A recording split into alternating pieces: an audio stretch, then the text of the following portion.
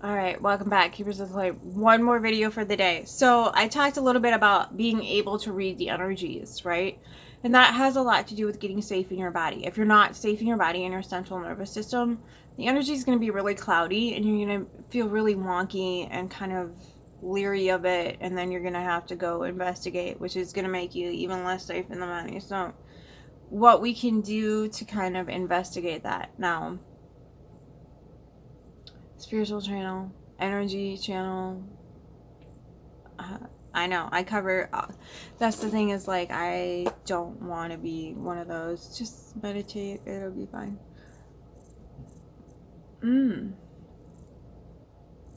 Cards are a good way to start memorizing energetic patterns. Okay. And it's not about working with the devil. This has nothing to do with that. This is about reading energy. And the reason why they demonize it so freaking hard is because it is very feminine practice. And again, it's not closed off to men. It's not closed off to them. Just a lot of them choose to shame it because they don't want to get into it. Okay. They think, they've been brought up how they've been brought up, indoctrinated how they've been indoctrinated. But again, there's feminine in every masculine out there, and there's masculine in every feminine. This is how our systems have always worked. Okay. We came from androgyny, by the way, and that's where we're headed. We're headed back to androgynous creatures. Okay, so the Three of Cups, I read sideways too. So just meditate on that for a second. Maybe not meditate, but look at it, focus on it. I don't know how to get that all up in your face. So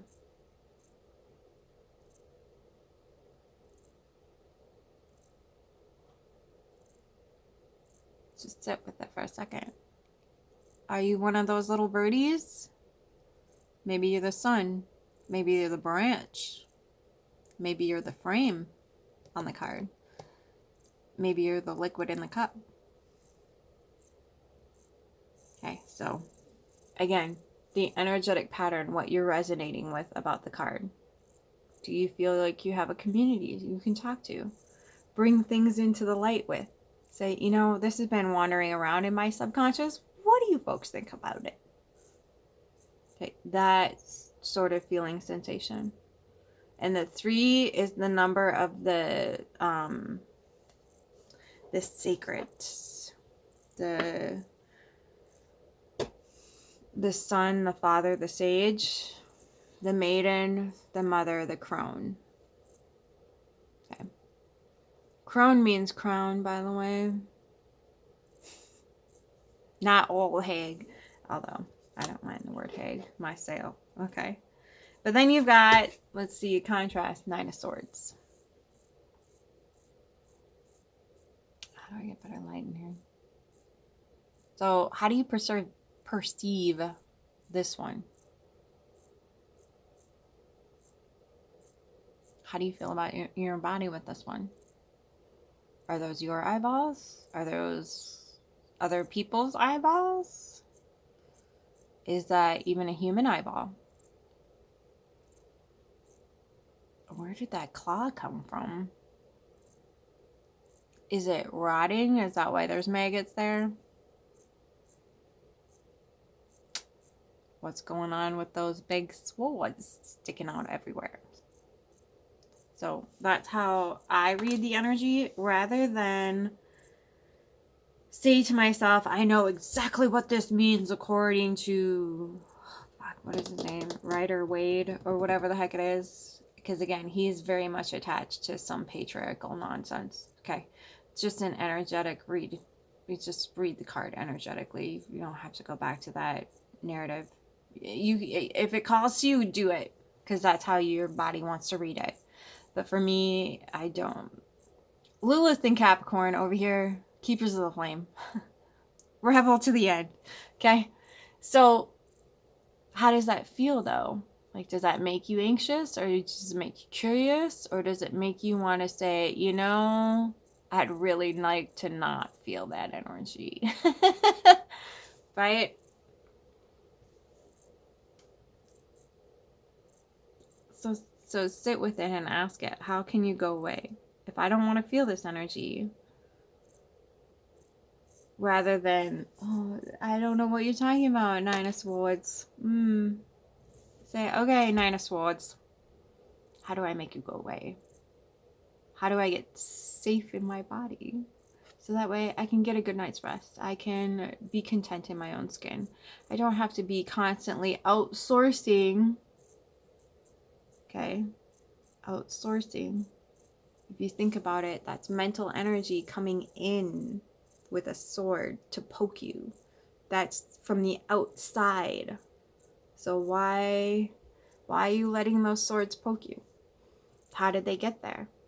Do they actually need to be there, or did you let them in by accident and maybe you weren't paying attention to what kind of energy was coming through your doors, your access points? Access point. Access point. Okay? Access points.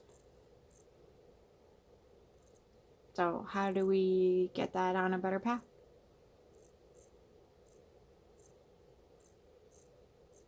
How do we come to a safe, sovereign bedtime?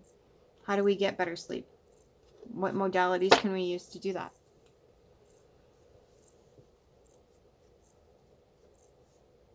And the beauty of it is because we're all made up of star stuff, but because the percentages are so vastly different, we require different things to feel safe in our skin. We require different modalities to exist in the world. This is a multi-dimensional 3D, 5D, multi-dimensional fractaled ecosystem. Stop cutting the tree. We don't need to cut the tree down, okay? We just need to exist from maybe a different vantage point to kind of assess what the tree needs best, what's in the best interest for the tree, right? So when we can come to those places that, you know, maybe you need to fully exist in the 3D, and that contentness needs to be really earthy and really just luxurious and soft, yummy sheets and comfy, cozy, fuzzy blankets and soft, fluffy, delightfully scented pillows. And maybe you're like, I don't give a fuck about any of that. Just give me a blanket and a freaking cot. I don't fucking care. I'll sleep in a tent. Yeah. Whatever it is for you. Okay.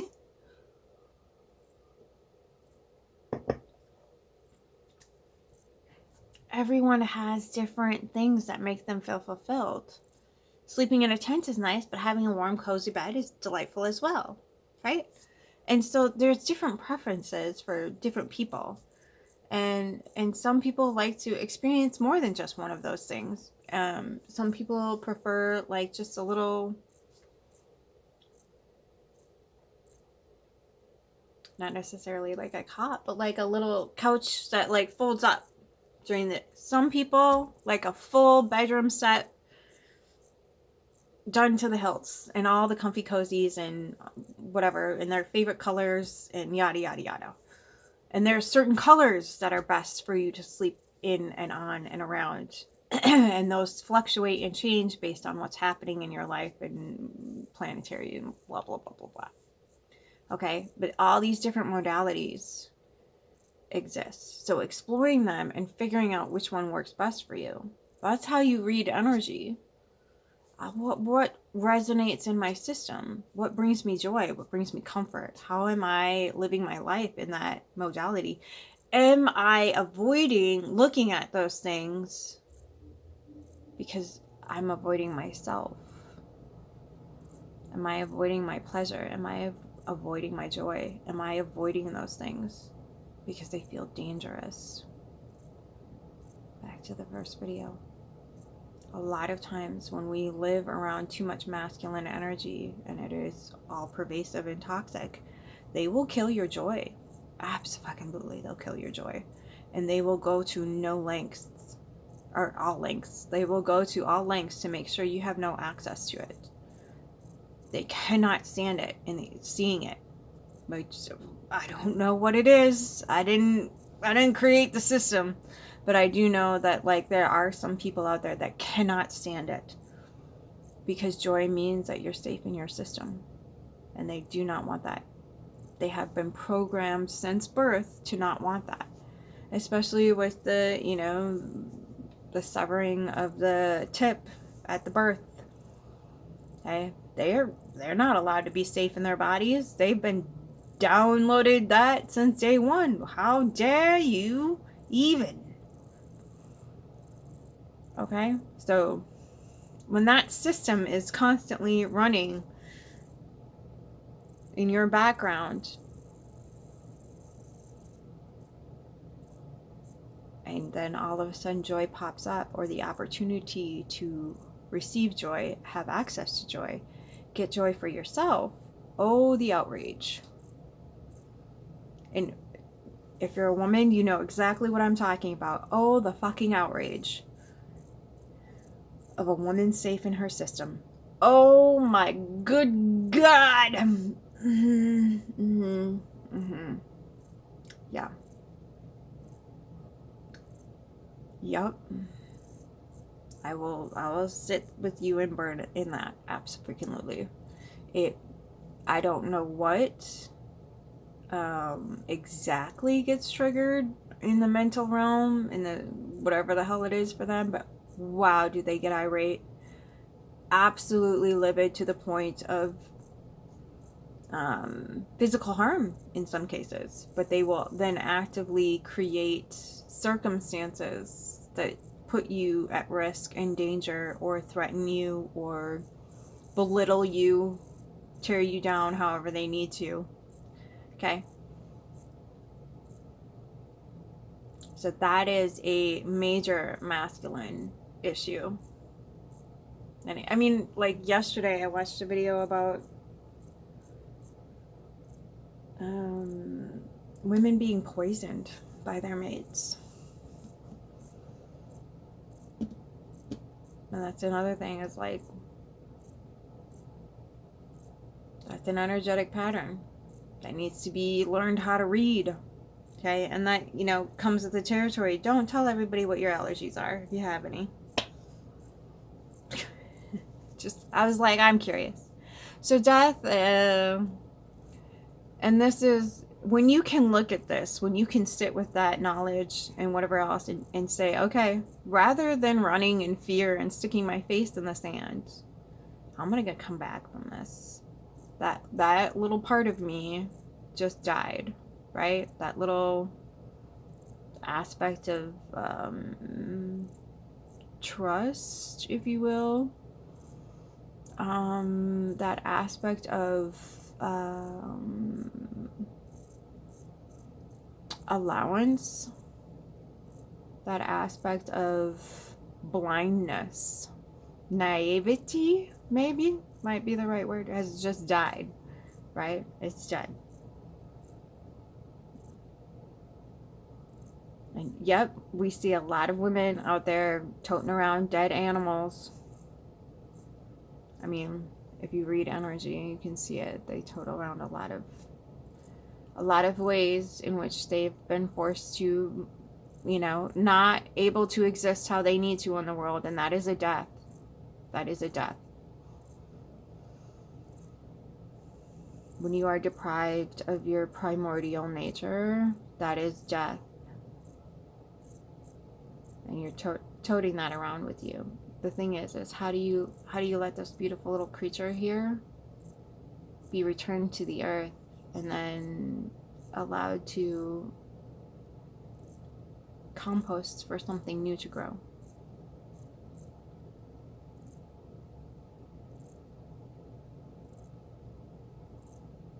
And again, I can't give that to you. No one on the planet can give that to you under any circumstances. You have to find that for yourself. Again, multi-dimensional fractal ecosystem, all made up of star stuffs, but vastly different percentages. and it matters. And if you need to, you know, you can go look at your natal chart to figure out how much water, earth, air, fire you have.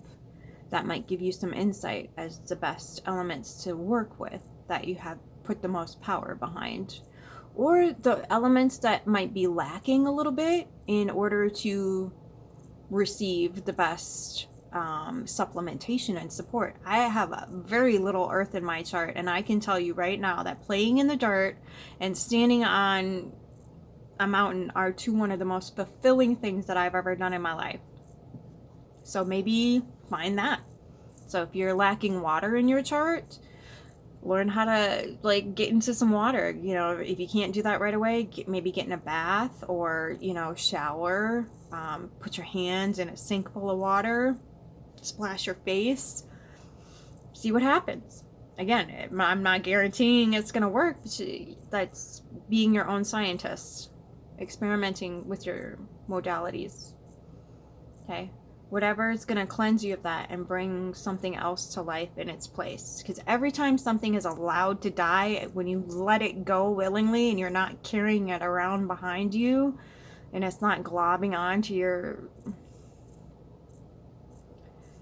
energetic field, new things will arise, and then the energetic field will start cycling through again instead of staying so stagnant.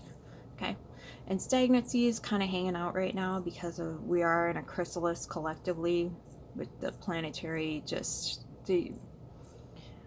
the outer planets are all shifting signs, and it's a lot of slow, just snail-like progress into growing the wings and antennas and all that other stuff. So as a collective, we're all going through that. So be patient with yourself.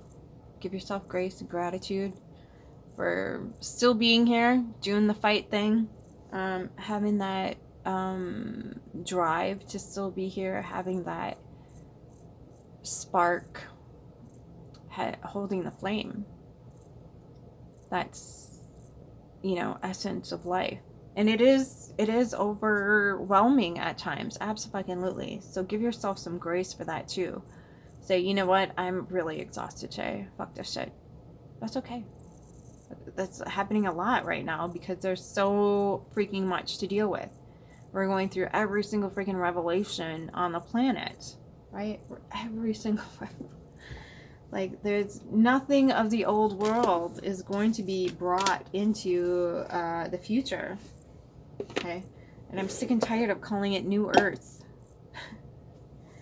It's creeping me out a little bit. It's creeping me out as it feels like we're just collectively giving the go pass on a rewrite of 1930s Germany.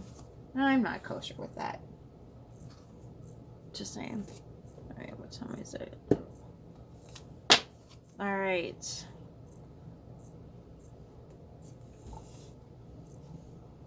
So we've got Ginkgo. We can kind of look at this card and kind of where there's not glare, but there's light. There we go. Okay.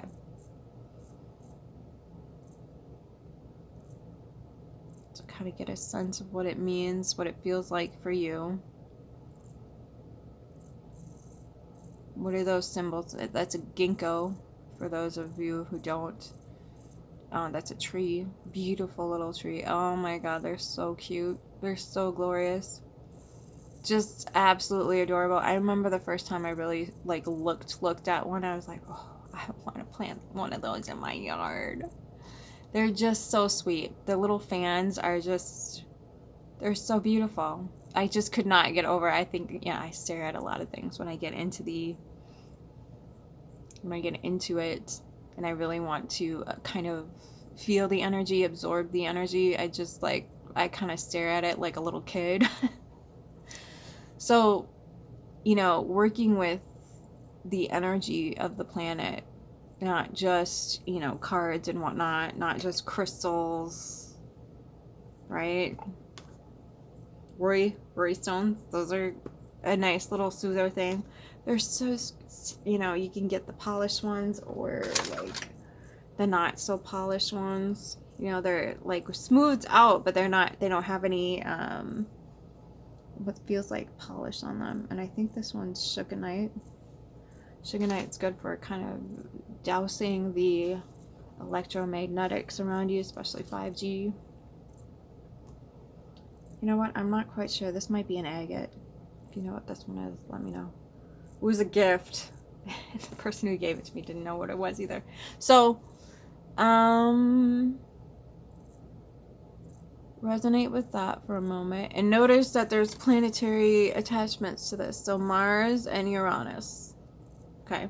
So those are the two planets attached to this. So we're gonna read it, and I'll read you the yum yum. All right. Ready, set, grow. Can you see it? I just want my face behind it is the big thing. All right. No glare, but like you can still see it. Okay. The upright is the dawn of a new mind, new ideas, visionary thinking, mental clarity, and resilience. Once common in North America and Europe, ginkgos were said to have disappeared from North America 7 million years ago and from Europe 3 million years ago. They were thought to be extinct, only to be found growing in Chinese monasteries, where the monks had been cultivating the trees since at least AD 1100. They are now considered to be one of the oldest living tree species in the world, and with fossils dating over 200 million years ago. The leaves were traditionally brewed as tea for gastrointestinal disorders, heart problems, and cognitive issues. The fruit was applied directly to the skin and fungal infections, and it was helpful in relieving breast tissue inflammation like I know that word. Mastitis. Sorry. To this day, the nuts are a delicacy in East Asians cultures.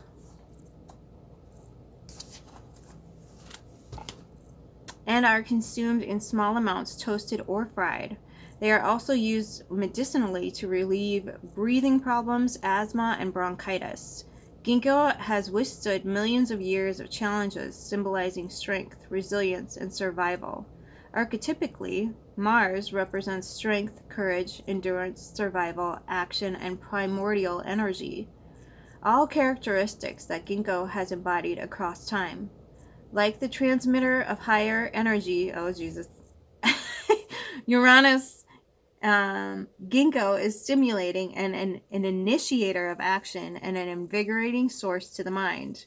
The guidance says the sword of truth held by the hand of God rises above the clouds, signaling a moment of breakthrough. This double-edged sword is encircled by a crown, a golden crown, symbolizing the victory of transcendence over illusion. Both ginkgo and raven are ancient guardians of Earth, both symbolizing the strength and resilience required to protect the ethereal realm, the source of magic. If ginkgo has appeared in your spread today, you are about to experience a total breakthrough, a revolutionary change in consciousness, bringing the light of dawn to the ongoing cycles of darkness within yourself or those experienced on Earth. Stay dynamic and fluid, and don't allow negativity to cloud your judgment. Boom. Okay, so then we have coca. There it is. All right.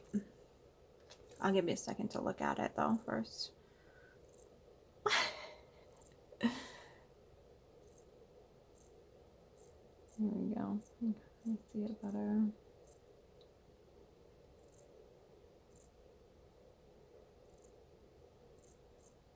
This is one of those things that's very feminine, very ceremonial.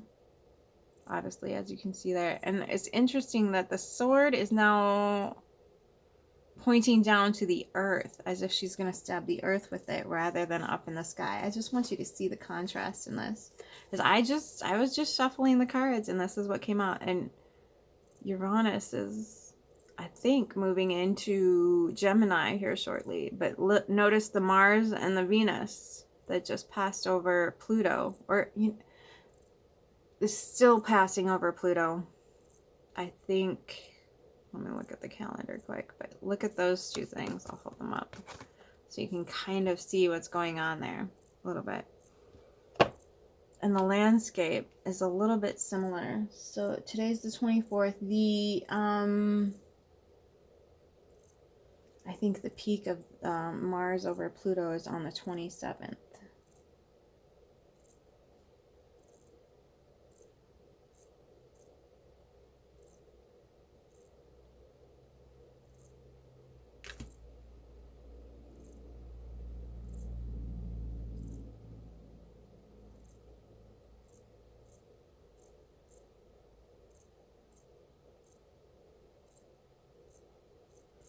Sorry, I hope you're getting that. My lovely sweet friend was like, hey, you're coming. There's so much stuff we need to do. So,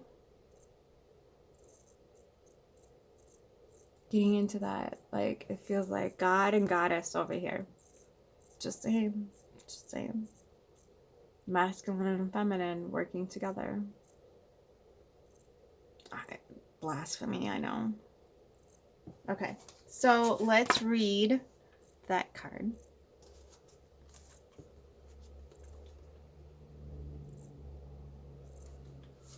All right. Upright, supernatural powers, ability to see universal truth, genius, spiritual guidance, brilliance, integrity, impeccability. Commonly chewed to stimulate capacity, energy, and abilities, cocoa is known as Mama Coco or Coca Mama, as was an important plant in the culture and religion of the Incas and other tribal peoples near the lake of Titicaca, region of South America. The Incan goddess Chasica,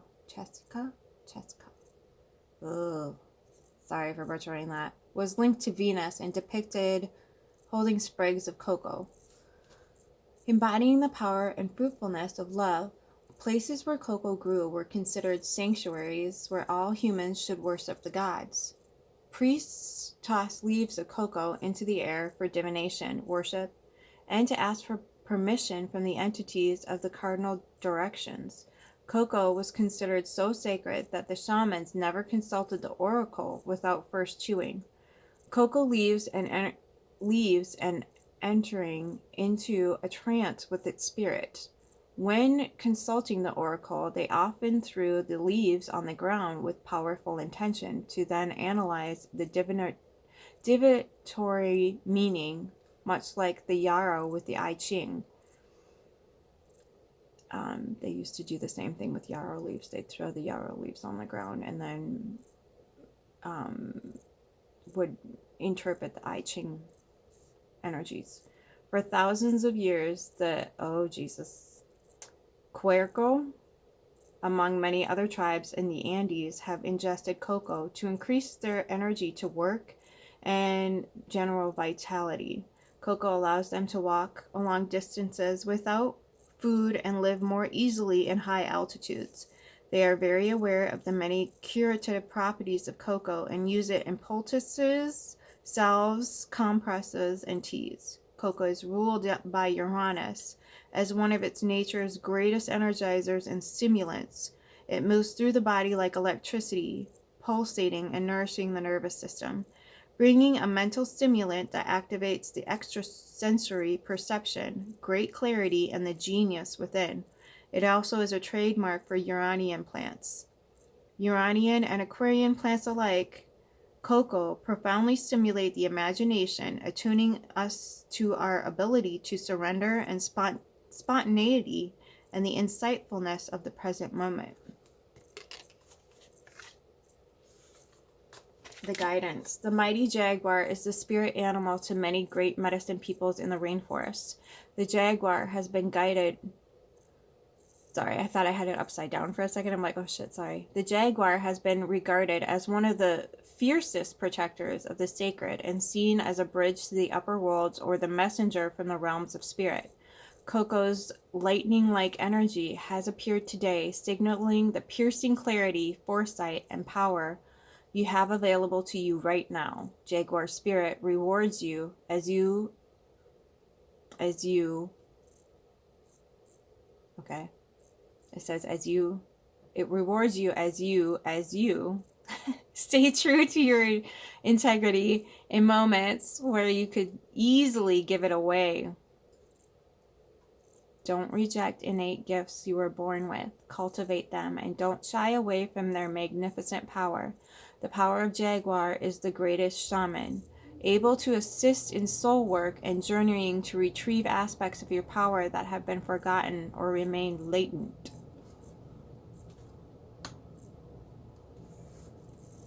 That's a lovely balance of healthy masculine and healthy feminine.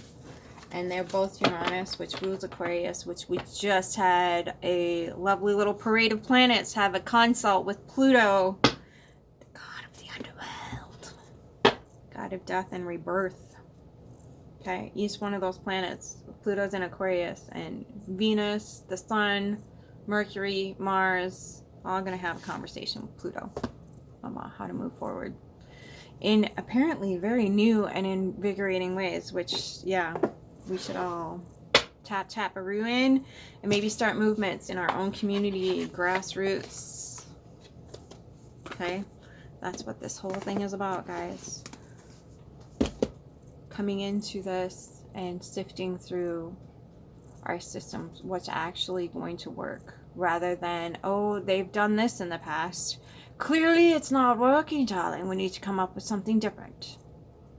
And that involves getting safe in the body. That involves not adhering to any narrative that now exists. And that's going to be crucial moving forward, is getting into the healthy feminine and masculine and getting into the body with those modalities rather than reaching to the outside world. Because unfortunately, I in my experience, we don't have a whole lot of healthy feminine or masculine to reach out to. So those things have to develop within our systems. They have to come from within. They can't keep coming from old, dead people's, usually rich, entitled, dead men advice. I don't think that's a good idea any longer. I think we've lived under this patriarchal system and it's run its course, and its final hour is here, and they are throwing temper tantrums like nobody's business. So